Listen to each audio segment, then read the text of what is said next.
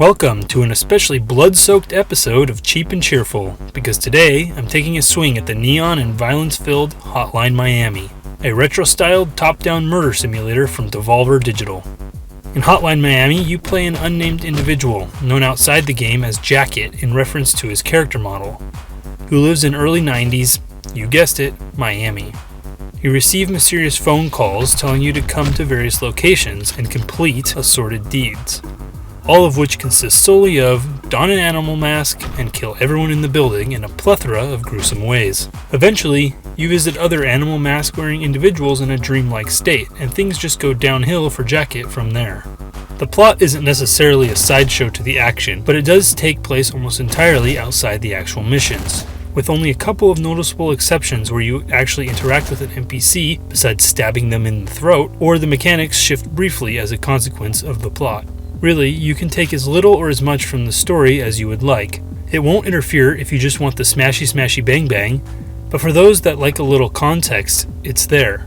And I actually found it interesting. This is probably just my reading of it, but I thought it begged some interesting questions about why we do the things we do in games and player agency. In the end though, this is not some philosophy project, and you've got to get your hands dirty if you want to progress. The mechanics are very simple, and that's a big part of why this game works so well. Top-down 2D movement, simple controls, one-hit kills typically, and super fast resets when you die.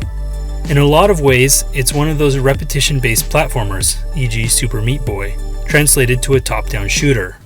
There is an element of randomness in some enemy movements and available weapon pickups, but it's implemented well. If it was too heavy, then you wouldn't learn anything on each run. Too light and it could leave some players stuck due to their personal skill level.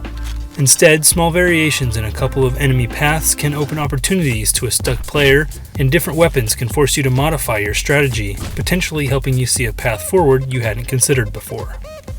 That smart design carries right over into the visual style and aesthetic of the game. The retro, pixelated art is more than just stylish or a way to convey the game's time period. Given some of the absolutely brutal kills and takedowns in this game, a more realistic aesthetic would have been almost unplayable. As is, it's still not a game for the violence or gore adverse among you. That said, it is pretty impressive how many different kill variations they were able to depict given the limited fidelity. The audio is fine, guns are loud, humans are squishy, and the music was unremarkable for the most part. I enjoyed it when I noticed it, but typically the frantic pace of play causes it to fade into the subconscious. The average player is going to get around 6 hours out of this title, if you play the bonus epilogue, which of course is actually a prologue for maximum confusion.